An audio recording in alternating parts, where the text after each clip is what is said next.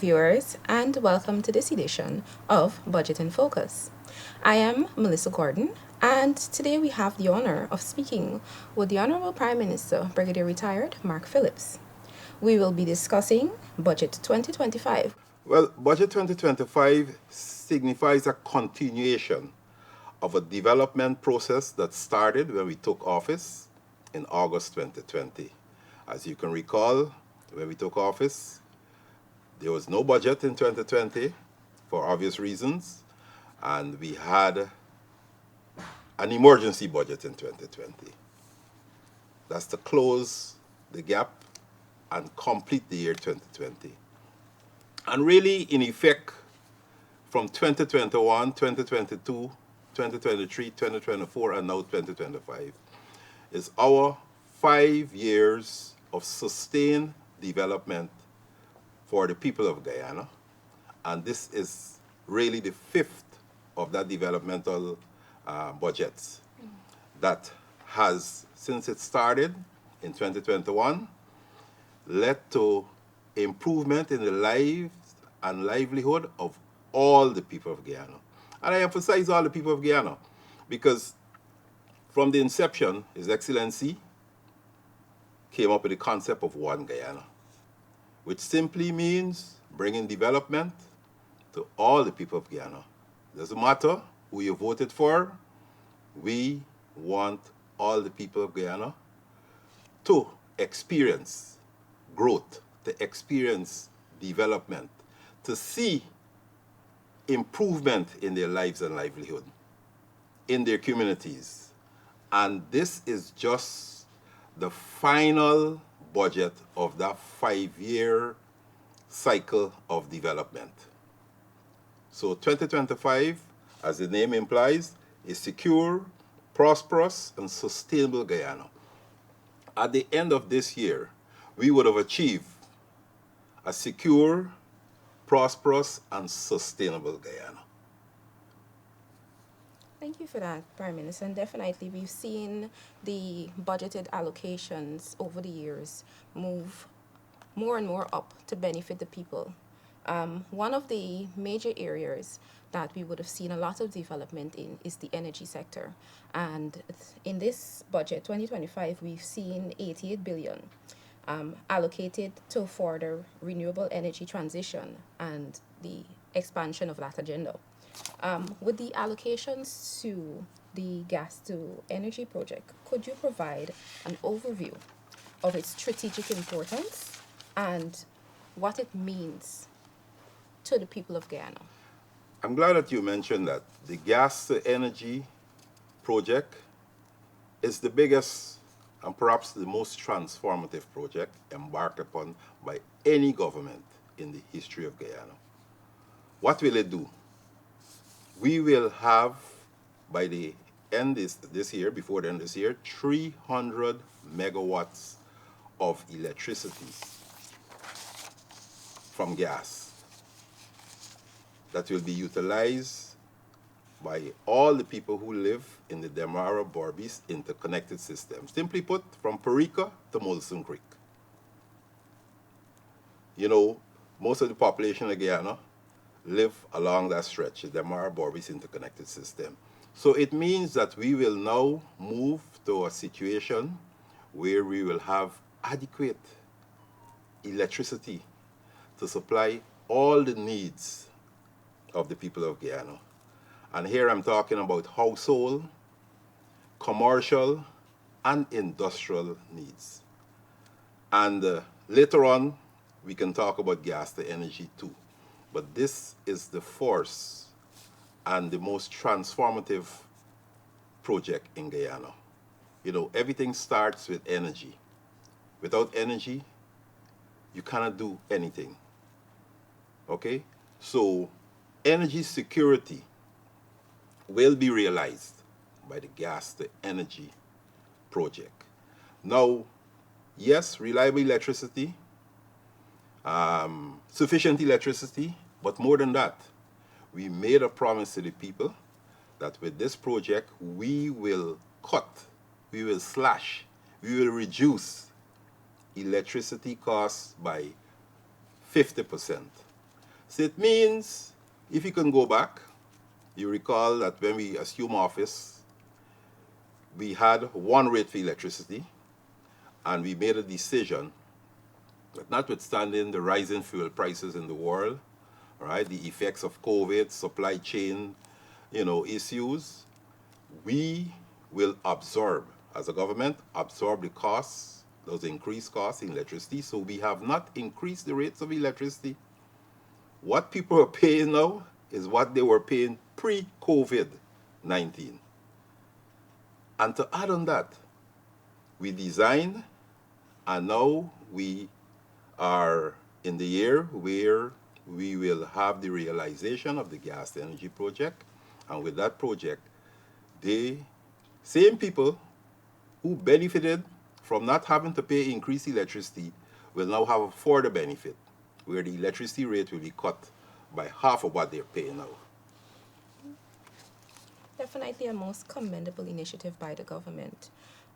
So I want to turn, as we're on the issue of energy, I want to turn your attention to the energy mix, where we see, and we've noted on countless occasions, government talking about the use of more renewable energy through hydro, wind, and solar projects.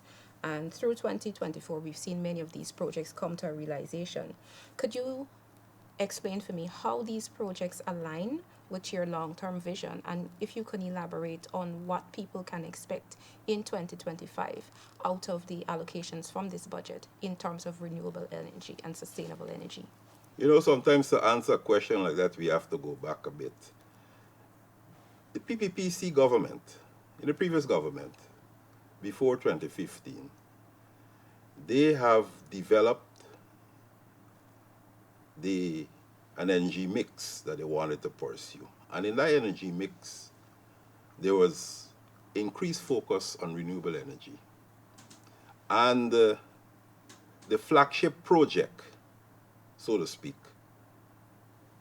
was the Amelia Falls hydropower project, which would have, by all reckoning, by 2017, would have been delivering 165 megawatts of electricity. And Amelia Falls, being hydro, is a renewable energy source. So that would have done it in a big way in terms of our trust for greener energy. Notwithstanding our inability to pursue the Amelia Falls project, as you know, the opposition basically scuttled that project. So Amelia Falls is now on the table again, and based on the process in terms of request for proposal and evaluations being done now, Amelia Falls will be realized in the second development cycle. Because, we had to start over basically from scratch. Yes. But we're using the same location, we have the same studies. Anybody can pick it up, any investor can pick it up, study it, and submit a proposal, and that was done.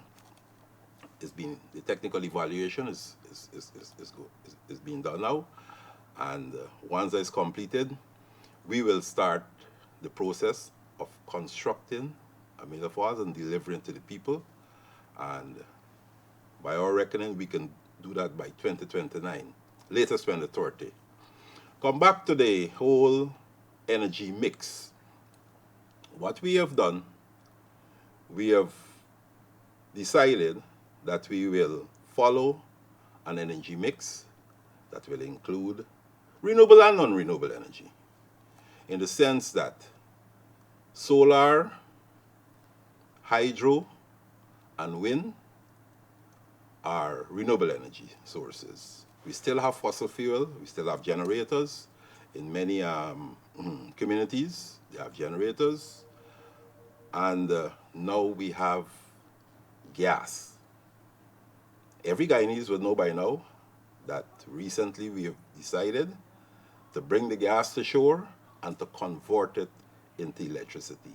And that is, in essence, a gas to energy project. We don't want to go into too much detail. That will give us the additional 300 megawatts of electricity that we talk about just now. That will be utilized through the Demerara-Borbis interconnected system. Now, a lot of savings, tremendous savings, will come from that project. Now, that will help us to pursue the greater use of renewable energy. So we have started small, we're growing, and we're going to get bigger in terms of the implementation of renewable energy projects. You know, in 2024 alone, we had the commissioning of a 0.65 megawatt solar farm at Madhya. You know, and the beauty of that is that when we were commissioning that solar farm, you know, Madhya has now, yes, the 0.65 megawatt solar farm that we commissioned. They also had 2 generators to satisfy the needs of the people of Madhya. And when we were commissioning, the day when we were commissioning that solar farm, the entire Madhya was being powered by the 0.65 megawatt solar farm. And the generators were basically at rest. Of course, that would kick in the evening, in the night when the sun goes down, you know. And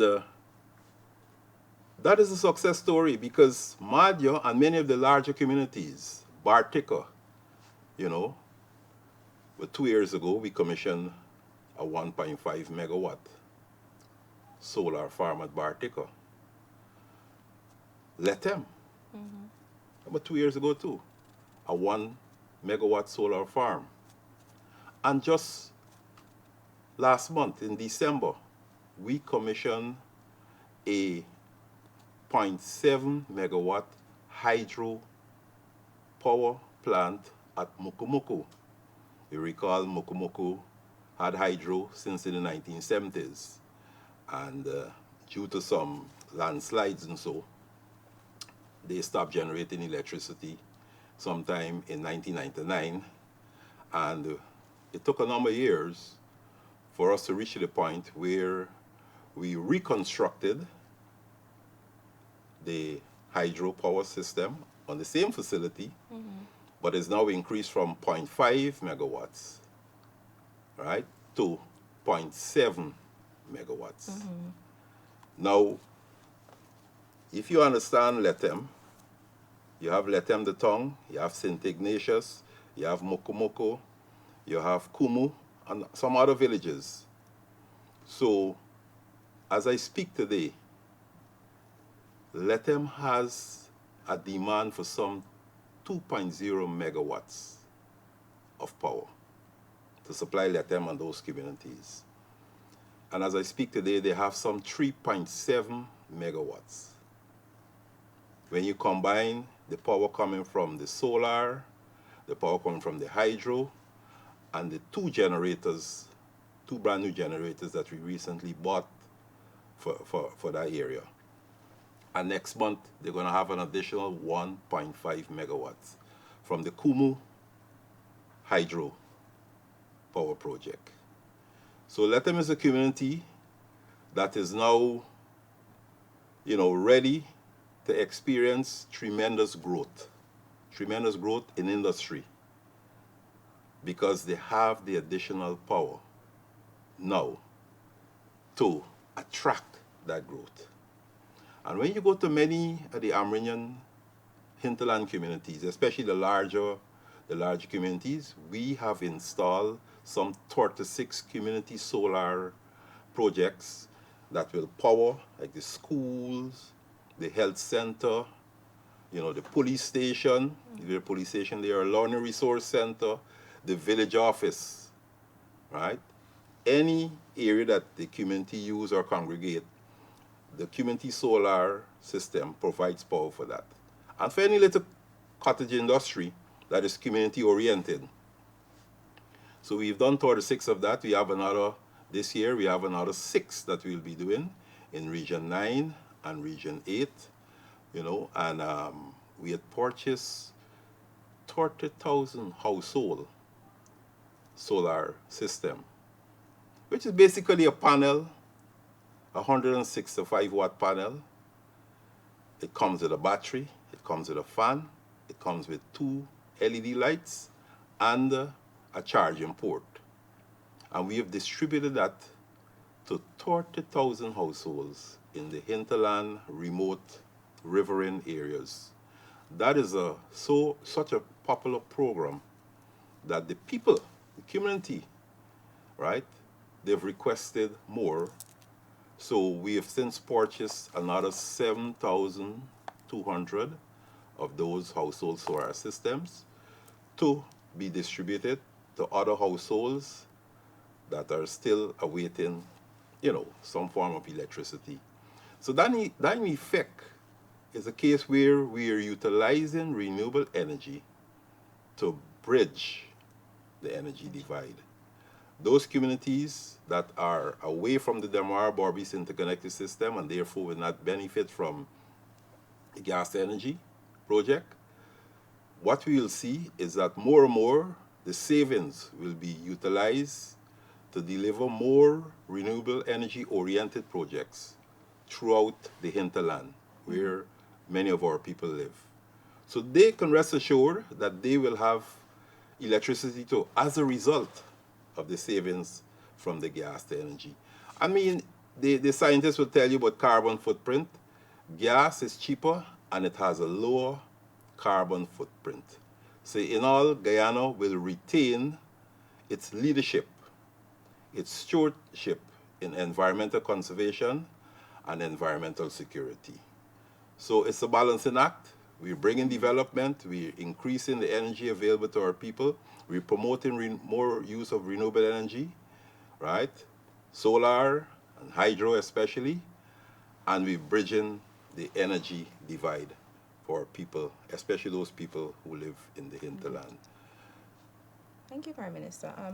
I want to note too that many of the projects that you have talked about, they directly impact the people of Guyana.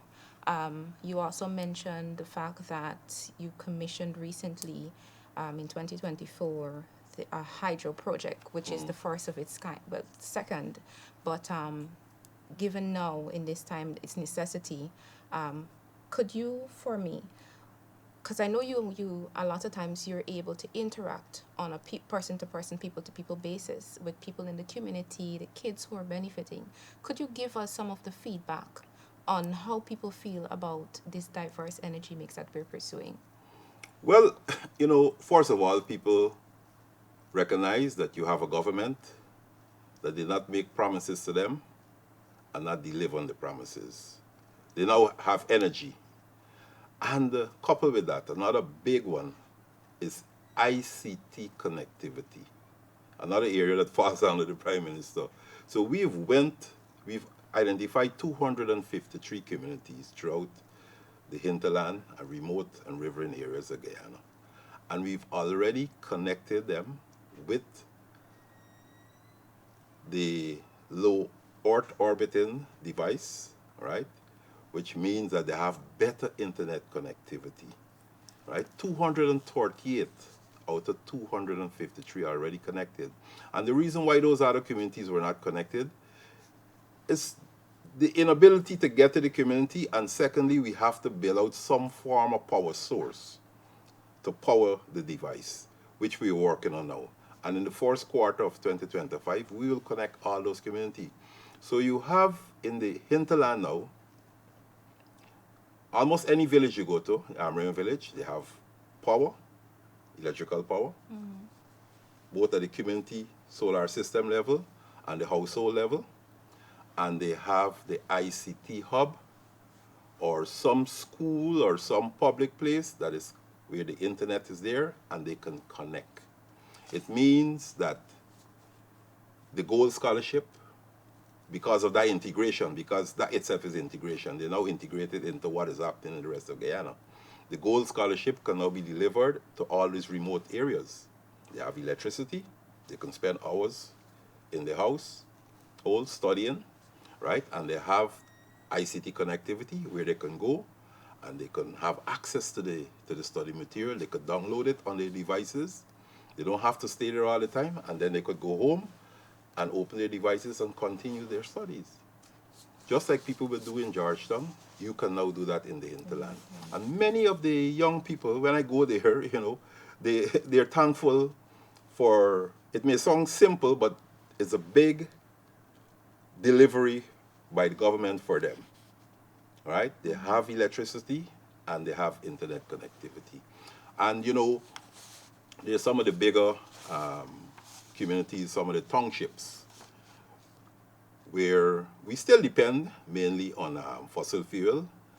Over the last year, we have essentially purchased new generators to ensure that there's electricity, there's reliable electricity at Kokwani, at Aichuni, at Linden.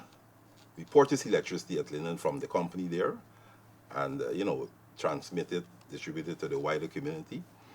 Port Kaituma, Matthews Ridge, Mabaruma, and I think I mentioned Madja before, right? All those communities, right? This money will be utilized to keep the lights on, to provide electricity to them. So not just the coast alone, but the hinterland communities. Definitely. And sir, you spoke about the ICT.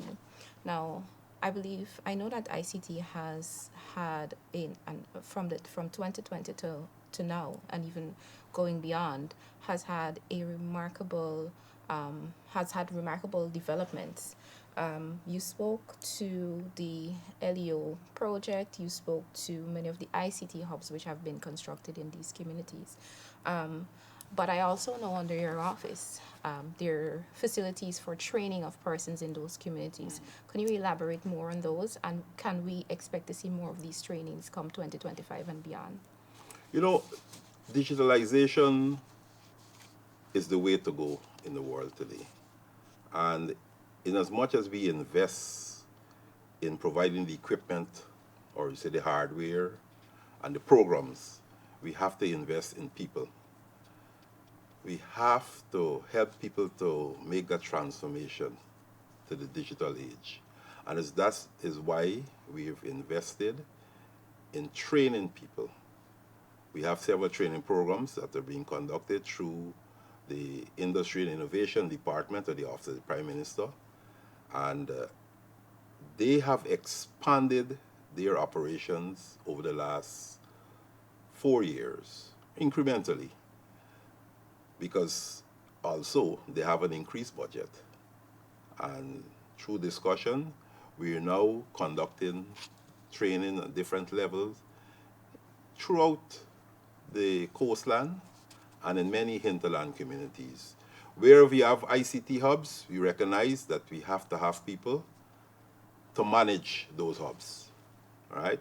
We have to help the community to learn about ICT, right? To exist and to live and to thrive in the digital age. So we're conducting training both at the technician level and even at the basic level to just to sensitize people how to get on the internet, how to do searches, and to access information, At another level, through the NDMA, a lot of work is being done to provide government services more and more through the medium, through ICT. So what we have is digitalization that is taking place. We already have the legal framework.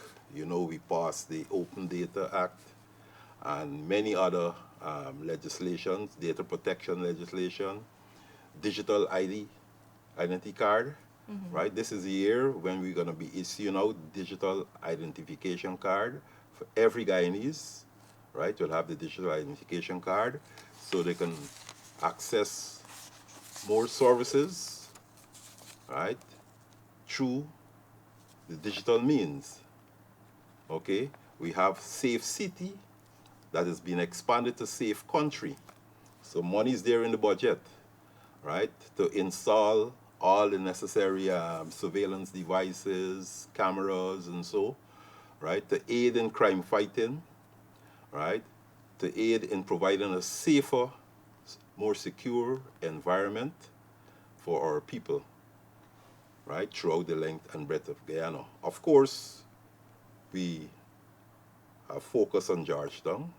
That's where it started, Safe City, and is now expanded to the adjoining regions, Region 3, Region 5, we go to Region 6, eventually we're going to reach the Region 2, and then we do the hinterland regions. All right, Prime Minister, thank you for that. So as we've moved along in the program, we've discussed energy, ICT, and what it means for the people of Ghana. But Budget 2025 is all-encompassing. It it enters every crevice of what should be available to the people of Ghana, and it accommodates that. And so, what I want to ask you, because we hear now and again people say, oh, this 2025 budget is, it's just a bag of goodies. We're trying to win votes for 2025 moving into the next development cycle, as you've coined it. What does, how does Budget 2025 continue your government's development over the past 4 years and now into your fifth year as government? Well, 2025, as I mentioned before, is the fifth of the developmental budgets. It's like putting the icing on the cake. It has nothing to do with elections. It has to do with development. We all know where we started from. And if you listen to the budget presentation, Dr. Singh yesterday gave some figures, and, he also helped us to remember where we started. And the average Guyanese out there, they very well know where we started, what we took over in August 2020, right? Electricity was a problem. Infrastructure, a big issue in Guyana, right? Many of the communities complain about drainage, they complain about roads, and you will hear more from the other speakers, but I just want to talk general because I interface, like all the other ministers. We go into communities, we have meet the people, or people outreaches, and the people have been complaining, and what we decide to do is to craft a development plan to improve the lives and livelihood of the people.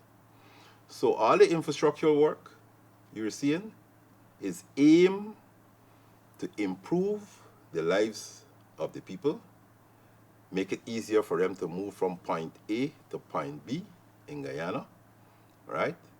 In their communities, we have 1 or 2 generations who grew up in some of the villages, and all they know about is a dirt road during the dry season, the dust in their faces and their noses. And during the rainy season, they have to go through mud to get from their homes to the main road.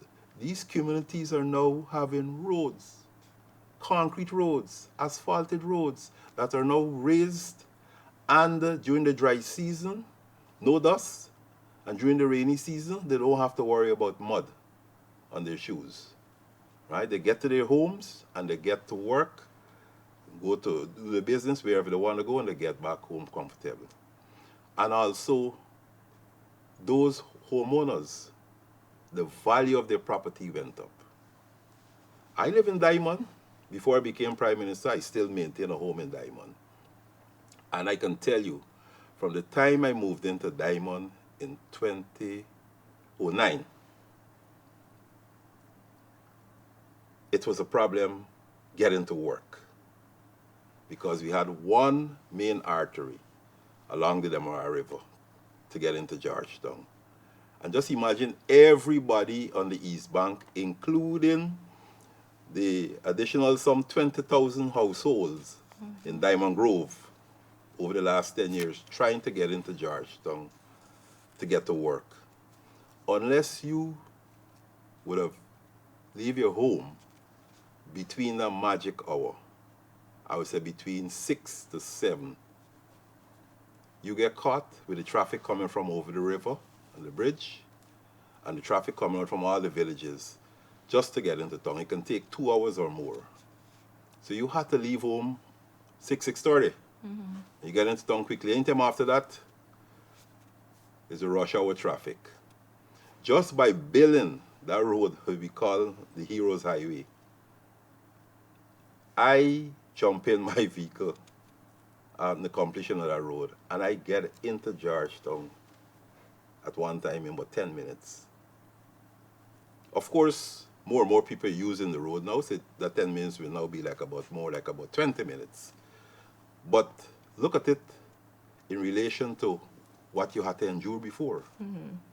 Now, you have an option, and the roads are interconnected. You could either use the East Bank Road, or you could drive through some of the communities and use the Heroes Highway and get into Georgetown.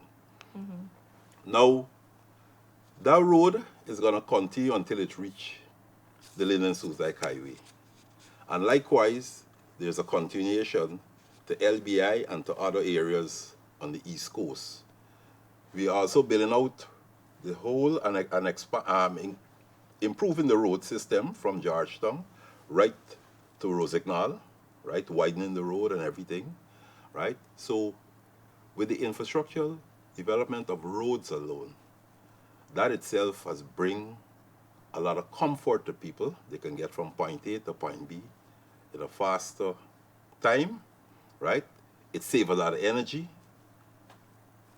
not only in terms of you having, to endure the traffic for a longer time, but in terms of gas, right?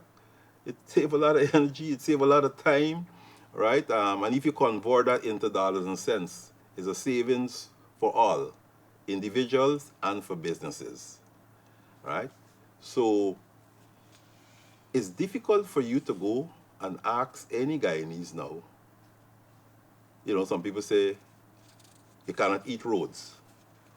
But everybody in Guyana, having experienced those new roads, they now are converts to the fact that there has been an improvement in their livelihood because the infrastructure is there now to help them to get about from where they want to go faster. In their communities, they have the roads. The value of their property went up just by building out the roads in those communities. So it's development for all the people of Guyana. Investors will now find Guyana more investor friendly because we have the infrastructural development that will attract foreign direct investment. We have the infrastructure that will even cause locals to further invest not only in their homes but also in the establishment of small and medium scale industries, knowing very well that they have the support system. So, and that is infrastructure. Hospitals. We need new hospitals. We need more hospitals. We need new schools. We need more schools. Housing. Housing is a success story, but more than it being dream realized, it's a story of empowerment. We have a lot of young families, some older families who always dream about owning a home. They now can own a home. With all of the adjustments on the financial side, so they can get their loans faster from the banks, right, with less down payment, and faster processing, as I mentioned, in terms of loans, the provision of the house lots. We said we're going to provide 50,000 house lots in this 5 years. We're at a stage where over 40,000 house lots are, distributed to people in Guyana, right? Some people who apply for house lots in 2015, 2016, 2017, and were waiting, they're now in receipt of their house lot or it's being processed. Some of them already completed their homes. Squatters who are along the alignment for the road, right? Many of them now have their own title for their house, for their land, and they have their own homes before they were squatting. So that itself is a success story. Yes, you had a little uproar, and it was well videoed and circulated all around, right, by the detractors who wanted to send the wrong message. But what is on record is that we worked with those squatters and we moved them to a point where they're now legal home owners, and that is what we're about, bringing development to the people. You go to every community in Guyana over the last 4 years, from 2020 to now, has experienced some form of improvement in their community, whether it be improved drainage, new roads, yeah, or improvement in roads, distribution of house lots, you name it. ICT connectivity, right? Because along the coastal we have a lot of ICT hubs that we placed in communities where people now have the internet. Some of them are from, poor communities, and they now have access to the internet. They can do things like those who could afford to pay for the internet to do. They can get online, they can get a gold scholarship. The gold scholarship, first we said the first set was for 20,000 people. We had more than 20,000 applicants. We had to expand it. Right? So that is a success story by itself. Now we have an advertisement for a further 20,000 scholarships. Many Guyanese who could not have afforded to go to University of Guyana, with 2025, they can now go to university free. Many of them who were working, but yes, they can afford to go to university, for some reason they want to do a second job or to work overtime, but still can find that 3 hours or 4 hours to do some studies. They can register with a gold scholarship, right? And continue working and study. And after a period of 2 years, 3 years, 4 years, get a certificate, get a diploma, get a degree, right? So what has happened with the 2025 budget? There's something for all. The business community, the small businessman, the youngs who want to get into business now, the young person out of school on their first job, right? They want to go to university, it's free. They want to work and still study, they sign up and they have the gold scholarship, right? The Because We Care, from the time a child enters nursery school and right through nursery, primary, secondary school, they're assured of a payout per child every year. Yeah, And that has September. moved from the time we got in. We put it at $15,000. It was 10 before. The AP and UFC during their 5 years, they didn't pay it. They said they had no fiscal space. We restarted it with 15,000. It is now in this budget at 50,000. And then when you add the 5,000 for the uniform, it's 55,000 per child. Right? The budget announced for every newborn baby to a Guyanese mother, 100,000. We have increased, in fact, we have doubled the old age pension. It is now 41,000, right? And all the other payments, that people receive, right, like disability benefit, right? Tremendous increases there. Parents can now claim $10,000 tax rebate per child. Of course, one parent in a family, mother and father working, all two can't claim it, but one will claim it. So you have four children in a home, that's $10,000 per child. That's 10 by 4, $40,000, right? Yes. Right? And you multiply it for the year. Definitely a lot of savings for There's families. a lot of savings, right? So all in all, is more disposable income to the family with all these measures. And this is not measures that started in 2025. So anybody who would want to say this is because this is election year, They're just being disingenuous, so to speak, a nice word, right? Because these benefits, all these cash grants that you think about, with the exception of the 100,000, which was started last year, late last year, all of them started long before now, right? And of course, the one I talk about with the newborn baby.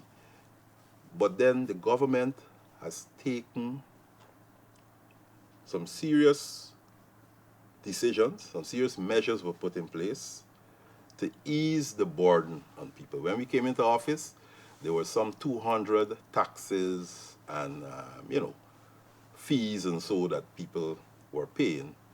And frankly speaking, it was a disincentive to business. It was a disincentive to people who wanted to work and earn an honest living. And we removed all. We even removed the tax on data, right? On cell phones and all these things and so, right? So what we have done from 2020 to now is reinvigorated by our measures, by our policies, the economy of Guyana, where people at all levels, the household, the disabled, the shut-ins, the commercial sector, the industrial sector, everybody has benefited and will continue to benefit. So as Guyana grow, as the economy grow, everybody will benefit and everybody will grow. Everybody will have an improved life and livelihood, and everybody will see and experience and feel development. And I want to use the term of feeling development. It's no longer seeing it. When you go there and talk to people, right, they're telling you that they're feeling this country is moving under this PPPC government. And frankly speaking, we and the people have started talking about the second development cycle, 2025 to 2030, because we have to sustain this development. And this budget talks about sustainable Guyana, Yes. right? A secure, a prosperous, and And sustainable Guyana. So what this budget is doing is just building on what was done before. So this is the icing on the cake for the first 5 years. And then we go through a next cycle, right, which will take development of the people to another level. Definitely, and based on everything that you've expressed, we definitely can see that development has moved from one level to the other from 2020 to now, and as we continue on to 2025. Prime Minister, just quickly as we close off, what can Guyanese what can Guyanese expect as we move from 2025 to beyond from a PPPC government? As I mentioned just now, from 2025 and beyond, it's for the development. 2025, you have gas to energy phase 2 will come on stream in 2025. Amelia Falls, well, from 2025 and beyond, it will come on stream. Amelia Falls will be delivered in the second budget cycle. But more than that, you have a government that will continue to design programs, right, that will continue to make policies to improve the lives and livelihoods of all the people of Guyana. There will be more housing development. There will be more infrastructural development. There will be more improvement in all aspects, in education, right? Any area that needs modernizing, we're committed to finding the financial resources and ensure that we lead there and ensure that the development of the people will continue, right? Digitalization, more and more government services will be online, right? We will realize that in 2025 and beyond. Whatever are the problems that we face, at the same time while we plan for the future, right, in the medium to long term, we're ready to make decisions to deal with the short-term or immediate problems that face the people, just like we did with electricity, right? in 2023, 2024, right, less than 1 year, we had more than 144 megawatts of power from 2 power ships, right, from the 28.9 megawatts at Columbia, right. We were forced to do this because we had a growth in demand for power, for electrical power in Guyana. Housing schemes, infrastructure development, industry, everybody demanding increased electrical power. We made those decisions. Those are short-term decisions, but it ended up with us today having more power than the peak. The peak is some 200, 205. We have 267 megawatts. It means now that all those generators and so that need to be serviced with the excess power, right? We can now, in a systematic way, right, program them for service in and bring them back on stream, so we maintain reliable electricity, adequate electricity for the people of Guyana, while the medium to long-term programs kick in. So what you can see in Guyana for the rest of this year, and definitely for the next 5 years, is continued development that will ensure that the people, all the people of Guyana, enjoy a better standard of living. Thank you, Prime Minister. So thank you for walking us through Budget 2025 and what it essentially means for all Guyanese. There you have it, people. We've been here discussing Budget 2025 with the Honorable Prime Minister. Thank you very much for joining us. And thank you for having me on your program, Thank you. Lisa. Thank you very much.